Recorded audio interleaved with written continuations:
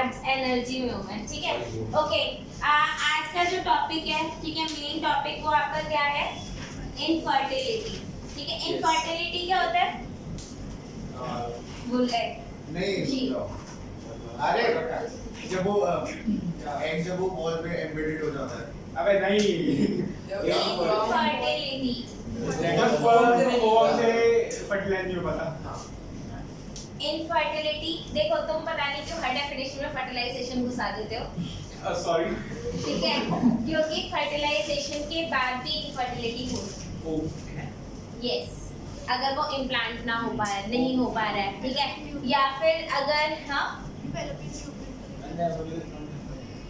देखो यहाँ पर ना, अब अगर मैं बात करूँ कि अगर आपको फाइनल प्रोडक्ट क्या है, डेफिनेटली चाहिए, राइट, और जब तक आपको एक लाइफ चाइल्ड नहीं मिल रहा है तब तक definitely the entire process is futile, ठीक है। उसमें आपका आता क्या है, सबसे पहले गैमीट फॉर्मेशन। इस बात को प्लीज ध्यान से देखना, गैमीट फॉर्मेशन, ठीक है। एक मिनट में आपको ultimately as a result of pregnancy क्या चाहिए होता है, चाइल्ड, एंड डेफिनेटली लिविंग भी चाहिए होता है, ठीक है। बहुत सारे केसेस में जो चाइल्ड डिलीवर होते हैं वो डेड भी होते हैं, या फिर उसको इनफर्टिलिटी डेफिनेटली आप नहीं बोलोगे, लेकिन अगर ये चीज बार बार रिपीटेड हो रही है, every time you are getting the same result, similar result, इसका मतलब देयर इज सम इशू, ठीक है। और इसका एक प्रॉब्लम आप लोगों ने 11th क्लास में पढ़ा भी था, RH इनकम्पैटिबिलिटी। तो क्या, अरे सुन तो लो, अनीमिया, सीवियर एनीमिया, ठीक है, जिसकी वजह से चाइल्ड की तो डेथ हो ही जाएगी। ओके, भाई छोटा सा बच्चा है ना, अगर उसी का ब्लड निकाल दोगे तो क्या उसकी डेथ नहीं हो जाएगी, ठीक है। समझ में आ रहा है। अगर आप मैंने आप लोगों को बताया था ना लास्ट ईयर सुसाइड करने के तरीके में, एक कैरोटेड काट दो, हाँ यूजफुल बहुत था, ठीक है। आपका पता नहीं इस साइड होता है या इस साइड होता है, I am really not sure, ठीक है। कैरोटेड आर्टरी होती है आपकी, ठीक है, इस साइड है ना, हाँ सही हो गया, ओके। तो अगर आप इसका यहाँ पे थोड़ा सा कट मार दोगे ना, इतनी ज्यादा ब्लीडिंग होती है कि आपका जिंदा बचना नेक्स्ट टू इम्पॉसिबल होगा, ठीक है। आई विल चेक, ठीक है, ये समझ में आया। तो अगर आपका एक छोटे से कट से डेथ हो सकती है, तो छोटे बच्चे की नहीं होगी, 100% हो जाएगी, ठीक है। तो अब वहाँ पर RH इनकम्पैटिबिलिटी के केस में भी हम लोगों ने देखा था, फर्टिलाइजेशन हो गया, सब कुछ हो गया, एवरीथिंग, जाइगोट बन गया, एम्ब्रियो भी बन गया, सब कुछ हो गया, लेकिन एनीमिया की वजह से उसकी डेथ हो गई। अब मान लो आज के केस में, तो आज अब के टाइम में हमें मालूम है कि हाँ जी ऐसा होता है कि RH इनकम्पैटिबिलिटी वाला एक रीजन है, लेकिन अगर मैं बहुत साल पहले की बात करूं, जब हमें RH रूट का बारे में पता ही नहीं होगा, ठीक है, तब हम कॉज ऑफ डेथ पता लगा पाते नहीं, हमें पता ही नहीं चलता कि बार बार वो क्यों मर जाता है। Is this clear? तो there can be several reasons. मैं इसीलिए आप लोगों को एक बात बता रही हूँ कि जो हमारा एम होता है that is child which is living, ठीक है, क्योंकि बहुत सारे केसेस में, और actually there are several issues, मतलब बहुत सारे, और हमें बहुत सारे नहीं पढ़ने। अब अगर मैं पूरी प्रोसेस एंटायर अगर हम एक ग्लिम्स में देखें, एक बार क्या करना है, जिस चीज को या तो आपको इम्प्रूव करना है, ठीक है, या फिर अगर आप उस चीज को मॉडिफाई करना चाहते हो, मॉड्यूलेट करना चाहते हो किसी भी रीजन की वजह से, तो आपको पूरा का पूरा प्रोसेस बहुत अच्छे से पता होना चाहिए। अगर आपको प्रोसेस नहीं पता है तो आप उसको मॉडिफाई कर पाओगे क्या? नहीं कर पाओगे। आपको पता ही नहीं किसको मॉडिफाई करना है, समझ में आई बात? जिस चीज को टारगेट करना है उसकी नॉलेज स्टार्टिंग से रखो। तो स्टार्टिंग से एक बार बात कर ले, ठीक है। और इस बार मैं पूरा प्रोसीजर एंटायरली नहीं समझाऊंगी, वी विल जस्ट नेम कि कहां पर क्या-क्या प्रॉब्लम्स हो सकती हैं। Is this clear? Gamete formation, ठीक है, ये आपका मेल में भी होता है एंड फीमेल में भी होता है, दोनों। एंड गैमीट फॉर्मेशन का प्रॉब्लम किसी में भी हो सकता है। Is this clear? Be it male, be it female. Female में हालांकि गैमीट फॉर्मेशन की प्रॉब्लम को आइडेंटिफाई करना शायद ज्यादा इजी है, क्योंकि अगर गैमीट में कोई प्रॉब्लम होगा तो मेंस्ट्रुअल साइकिल में भी प्रॉब्लम होगा, ठीक है। तो उसको आइडेंटिफाई करना थोड़ा ज़्यादा इजी होता है, बट मेल के केस में ये चीज़ आइडेंटिफाई करना मतलब उसके लिए आपको कुछ टेस्ट करवाने पड़ेंगे, मतलब that can be detected by experts not by the आप अपने आप से नहीं कर पाओगे। हालांकि फीमेल के केस में भी आप अपने आप से नहीं कर सकते। मेल के केस में जब गेमीट बनता है तो उधर क्या क्या चीज़ें रिक्वायर्ड होती हैं?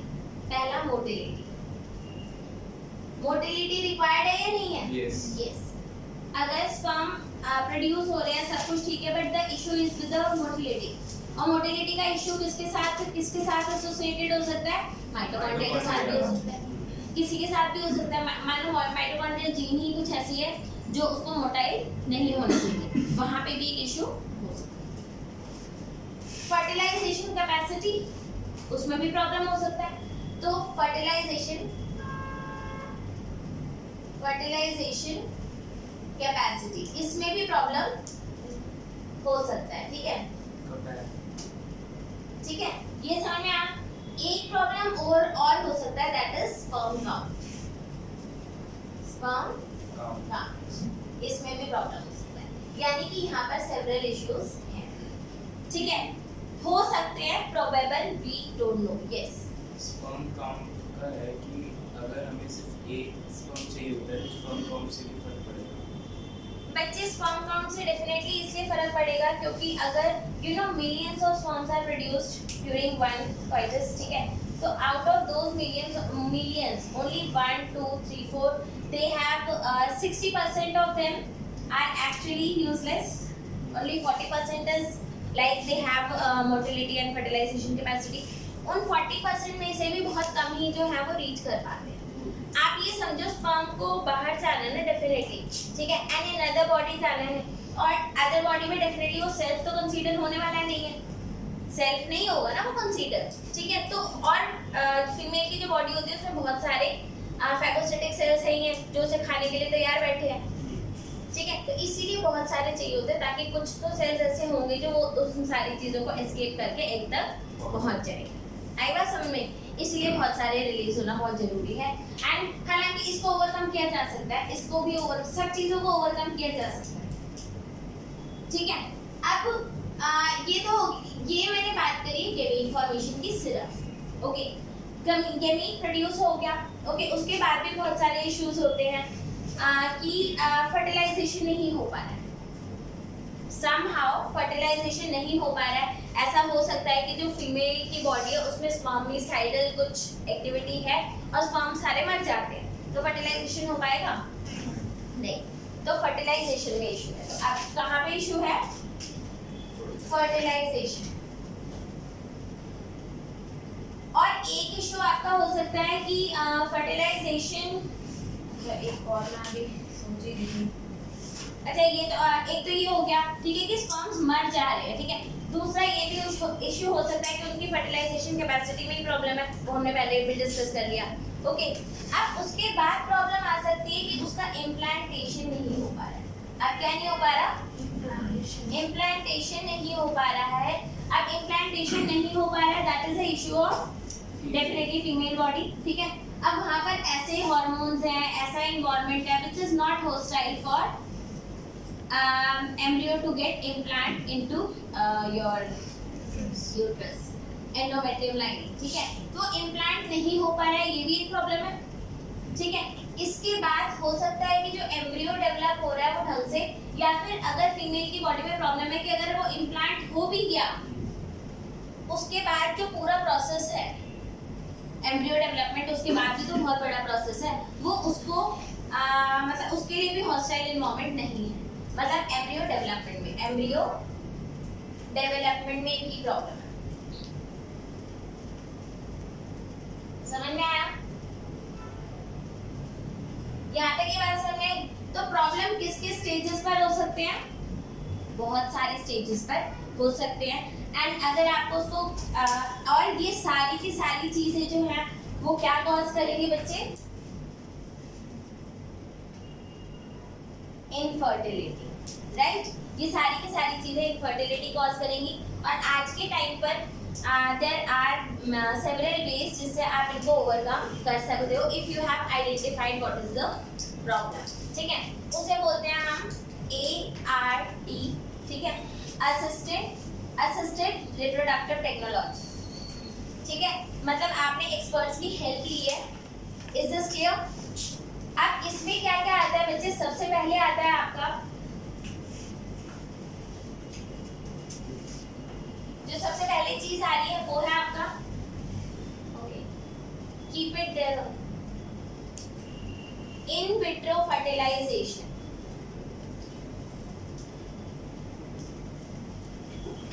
पहला क्या है आपका? In vitro fertilisation. हाँ, अब हम उसे असिस्ट कर रहे हैं। अभी तक हमने प्रॉब्लम देखी, अब सॉल्यूशन मोड में बात एम्ब्रियो डेवलपमेंट प्रॉब्लम तो फीमेल की भी ना। हाँ, अब हम एक एक करके सारी प्रॉब्लम को देखेंगे कि किसको कैसे वो कराया जा सकता है, करेक्ट किया जा सकता है। Is this clear? मैंने आपको प्रॉब्लम मतलब कैसे आइडेंटिफाई करते हैं वो एक ग्लिम्स दिया है, नथिंग एल्स, ठीक है। Is this clear? In vitro fertilisation, okay, इसमें क्या होता है? इन विट्रो फर्टिलाइजेशन, इसके बाद होता है आपका एक होता है ज़िफ्ट ज़ाइगोट इंट्राफैलोपियन ट्यूब ट्रांसफर, ठीक है, ज़ाइगोट इंट्रा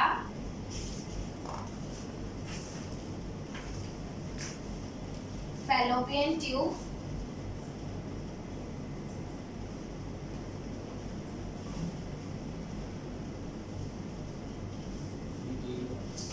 ए आता है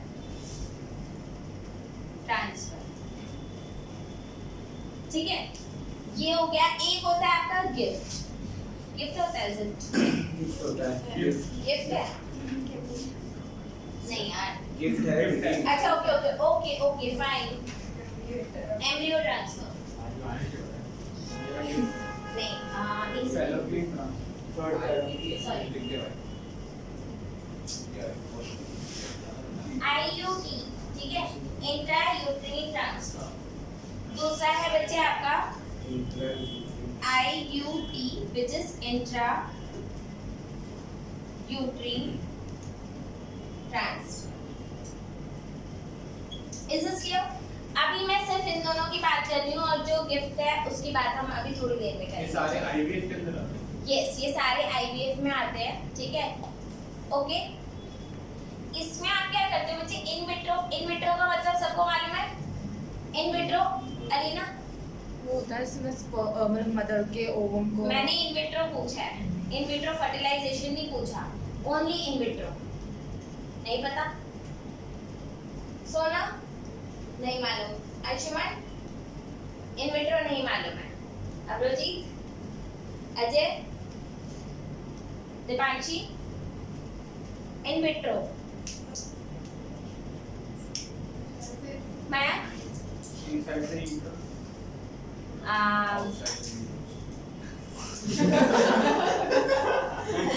उत्कर्ष भाई के साथ हूँ मैं, साक्षी, outside the body like in test tube. अरे हाँ इस लड़की को तो पढ़ाया था मैंने। मेरा भी तो सही था। बच्चे इन विट्रो जो है वो टर्म सिर्फ इधर नहीं है, ये टर्म जनरल टर्म है और ये कहीं पे भी आ सकता है, ठीक है। इन विट्रो का मतलब होता है outside the body and inside the test tube, ठीक है, टेस्ट ट्यूब के अंदर, ठीक है। अब एक बात याद रखना, जब मैं बोल रही हूँ इनसाइड द टेस्ट ट्यूब का मतलब ये नहीं है कि आप सच में एक ऐसी टेस्ट ट्यूब लेकर बैठ जाओगे, डेफिनेटली यही होती है टेस्ट ट्यूब, ठीक है। लेकिन आप एक बात समझो, सीमेन का अमाउंट बहुत कम है, ठीक है, एंड एग तो वैसे ही 1 या 2 होते हैं, उससे ज़्यादा होते नहीं हैं। तो उनको अगर आप इसमें डालोगे तो आप उनको ट्रेस नहीं कर पाओगे कि वो कहाँ पर है, समझ में आ रही बात? आप ट्रेस नहीं कर पाओगे। तो इनके लिए छोटे छोटे डिवाइसेस होते हैं, मतलब हमारी लैब में तो हम लोग यही करते हैं, बहुत छोटे छोटे, मतलब केमिकल्स को रखने के लिए इतनी इतनी ट्यूब्स होती हैं, एपेंडॉफ ट्यूब होते हैं, हालांकि Eppendorf is basically a name of the company, ठीक है। ये बात समझ में आप ये समझो, इन विट्रो का मतलब होता है आउटसाइड द बॉडी और इन विवो का मतलब क्या होता है? Inside the body. In vitro in test tube outside the body and in vivo inside the body, ठीक है।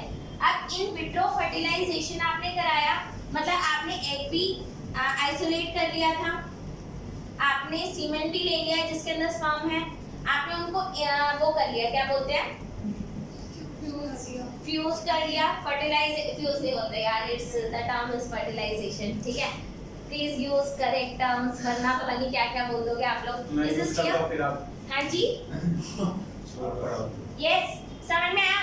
तो अब इसमें क्या आता है बच्चे, आपने यहाँ से एग सेल लिया, आपने यहाँ से स्पर्म सेल लिया, दोनों को आपने फर्टिलाइज करवाया, अब आपके पास जायगोट बन गया।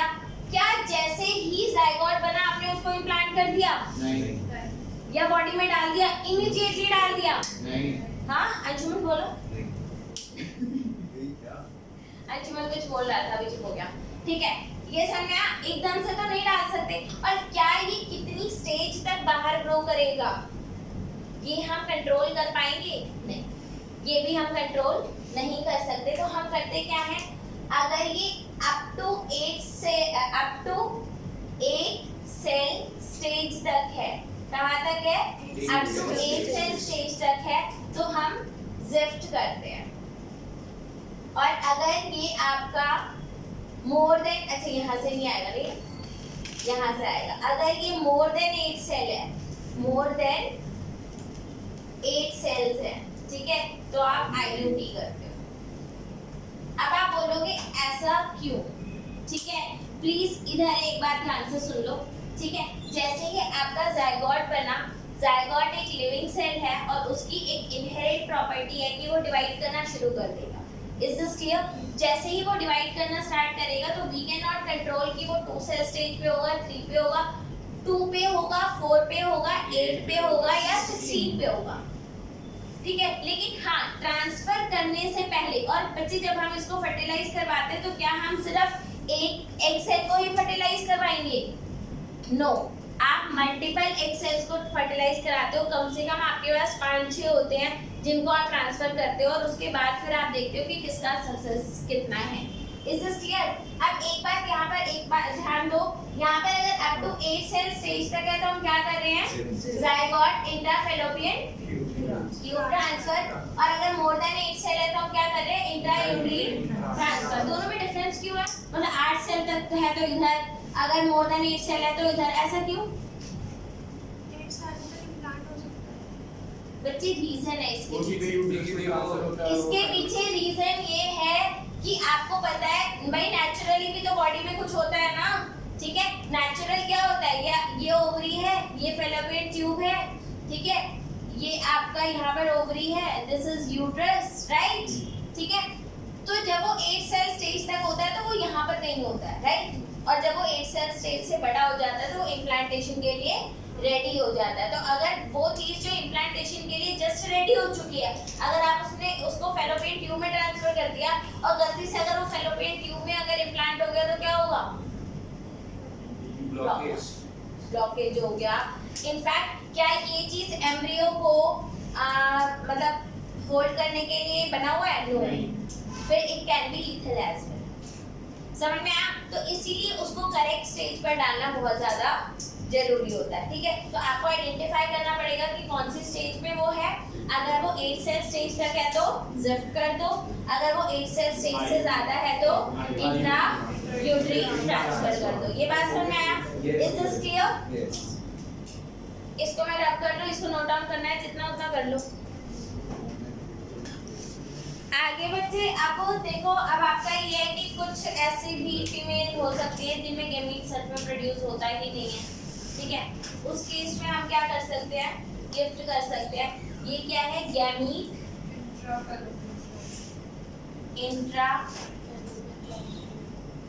Fallopian transfer. आई बात समझ में? ठीक है। तो आप क्या कर सकते हो, आप देखो वो भी हालांकि आइडेंटिफाई करना पड़ेगा कि फीमेल जो गैमीट प्रोड्यूस नहीं कर सकती but can provide hostile environment to the embryo, ठीक है। उस केस में आप गैमीट उसके फैलोपियन ट्यूब में, अच्छा गैमीट अच्छा यहाँ पे प्लीज ध्यान रखना यार, please it's not about just बोलो, सुनो भी।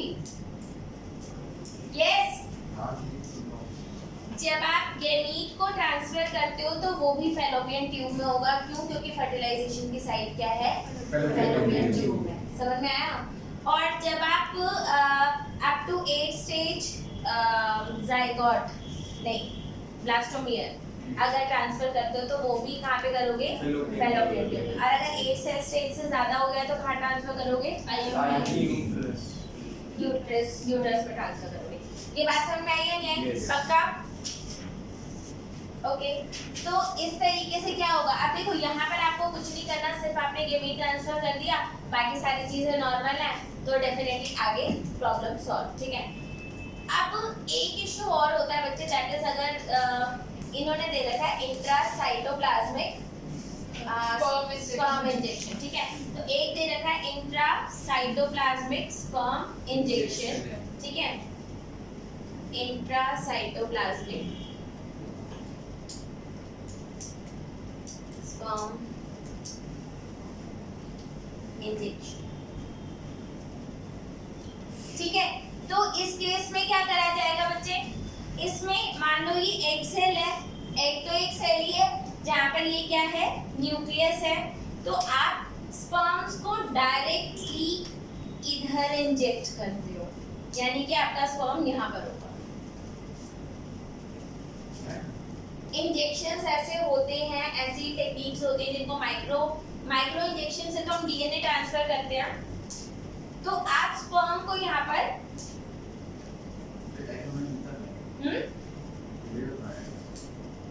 एक तो फीमेल बॉडी से ही होगे ना बच्चे, वो उसको लोकेट कर लेते हैं। ठीक है, एक्सपर्ट्स करते हैं। ओके, ये बात समझ में आई? तो आपने स्पर्म इंजेक्ट कर दिया, अब इसका न्यूक्लियस फ्यूज कर जाएगा and it will lead to the formation of zygote. यार इन्होंने इस जाइगोट, अब मुझे एक बात बताओ कि इन्होंने सिंपल एक बता रखा है कि एक स्पेशल टेक्निक एग्जिस्ट करती है जिसमें आप क्या करते हो? स्पर्म्स को डायरेक्टली एग में ट्रांसफर कर देते हो। ये कौन सी प्रॉब्लम का सॉल्यूशन हो सकता है? आपने डायरेक्टली स्पर्म को लेकर के इसके अंदर इंजेक्ट कर दिया एक सेल में, ये कौन सी प्रॉब्लम का? ये प्रॉब्लम, हाँ, मोटिलिटी के केस में तो आप विट्रो फर्टिलाइजेशन करा दो, जहाँ पे एक सेल है आपने स्पर्म डाल दिया, वो फर्टिलाइज कर लेगा।